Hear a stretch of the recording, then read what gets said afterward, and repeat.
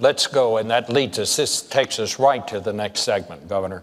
America's longest war, Afghanistan and Pakistan. Bob, Governor, you get to go first. Okay, but you can't have the president just lay out a whole series of items without giving me a chance to With respect, sir, you had laid out quite a program there. Well, that's probably true. We'll agree. We'll catch you up. The United States is scheduled to turn over responsibility for security in Afghanistan to the Afghan government in 2014. At that point, we will withdraw our combat troops, leave a smaller force of Americans, if I understand our policy, in Afghanistan for training purposes. It seems to me the key question here is, what do you do if the deadline arrives and it is obvious the Afghans are unable to handle their security? Do we still leave? And I believe, Governor Romney, you go first. Well, we're going to be finished by 2014. And when I'm president, we'll make sure we bring our troops out by the end of 2014. The commanders and the generals there are on track to do so. We've seen progress over the past several years. The surge has been successful, and the training program is proceeding apace. There are now a large number of Afghan security forces, 350,000, that are ready to step in to provide security, and we're going to be able to make that transition by the end of 2014. So our troops will come home at that point. I can tell you at the same time that we will make sure that we look at what's happening in Pakistan and recognize that what's happening in Pakistan is going to have a major impact on the success in Afghanistan. And I say that because I know a lot of people just feel like we should just brush our hands and walk away. And I don't mean you, Mr. President, but some people in our nation feel that Pakistan isn't being nice to us and that we should just walk away from them. But Pakistan is important to the region, to the world, and to us, because Pakistan has 100 nuclear warheads, and they're rushing to build a lot more. They'll have more than Great Britain sometime in the relatively near future. They also have the Haqqani network and the Taliban existent within their country. And so a Pakistan that falls apart, becomes a failed state, would be of extraordinary danger to Afghanistan and to us. And so we're going to have to remain helpful in encouraging Pakistan to move towards a more stable government and rebuild a relationship with us. And that means that our aid that we provide to Pakistan is going to have to be conditioned upon certain benchmarks being met. So for me, I look at this as both a need to help move Pakistan in the right direction and also to get Afghanistan to be ready, and they will be ready by the end of 2014. Mr. President. When I came into office, we were still bogged down in Iraq, and Afghanistan had been drifting for a decade. We ended the war in Iraq, refocused our attention on Afghanistan, and we did deliver a surge of troops. That was facilitated in part because we had ended the war in Iraq. And we are now in a position where we have met many of the objectives that got us there in the first place. Part of what had happened is we'd forgotten why we had gone. We went because there were people who were responsible for 3,000 American deaths. And so we decimated al-Qaeda's core leadership in the border regions between Afghanistan and Pakistan. We then started to build up Afghan forces. And we're now in a position where we can transition out, because there's no reason why Americans should die when Afghans are perfectly capable of defending their own country. Now, that transition has to take place in a responsible fashion. We've been there a long time, and we've got to make sure that we and our coalition partners are pulling out responsibly and giving Afghans the capabilities that they need. But what I think the American people recognize is, after a decade of war, it's time to do some nation building here at home. And what we can now do is free up some resources to, for example, put Americans back to work, especially our veterans, rebuilding our roads, our bridges, our schools, making sure that our veterans are getting the care that they need when it comes to post-traumatic stress disorder and traumatic brain injury, making sure that the certifications that they need for good jobs of the future are in place. You know, I was having lunch with a veteran in Minnesota who had been a medic, dealing with the most extreme circumstances. When he came home and he wanted to become a nurse, he had to start from scratch.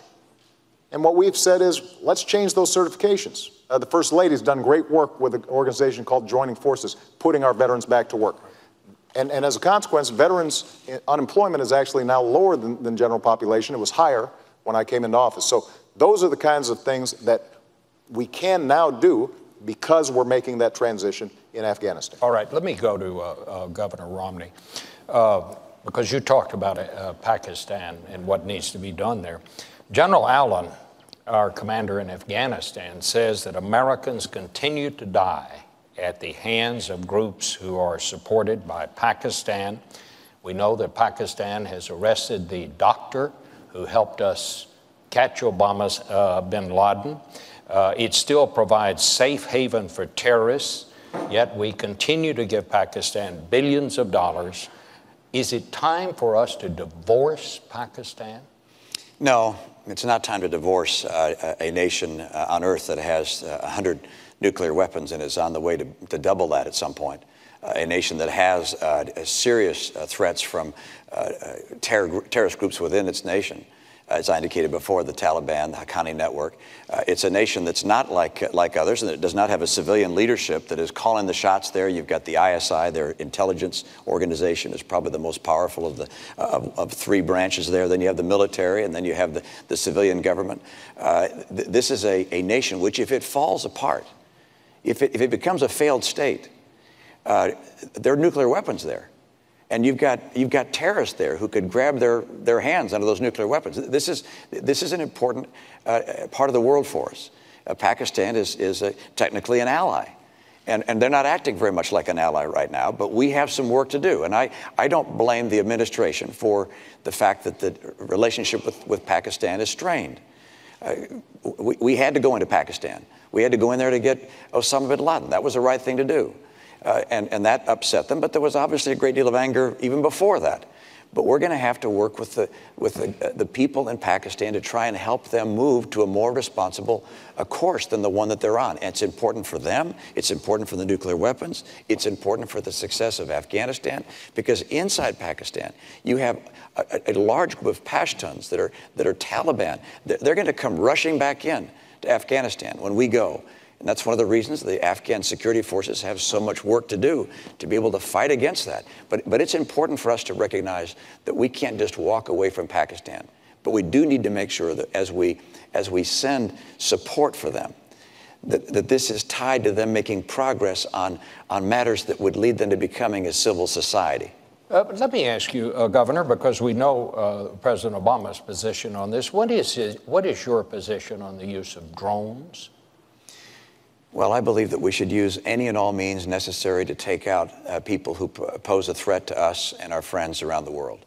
And it's widely reported that drones are being used in drone strikes, and I support that entirely and feel the President was right to up the usage of that technology and believe that we should continue to use it to continue to go after the people who represent a threat to this nation and to our friends.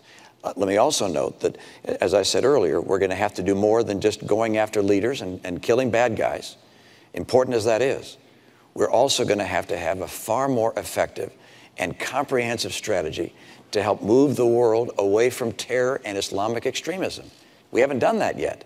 We talk a lot about these things, but you look at the record. You look at the record of the last 4 years and say, is Iran closer to a bomb? Yes. Is the Middle East in tumult? Yes. Is al-Qaeda on the run, on its heels? No. Are Israel and the Palestinians closer to reaching a peace agreement? No, they haven't had talks in 2 years. We have not seen the progress we need to have. And I'm convinced that with strong leadership and an effort to build a strategy based upon helping these nations reject extremism, we can see the kind of peace and prosperity the world demands.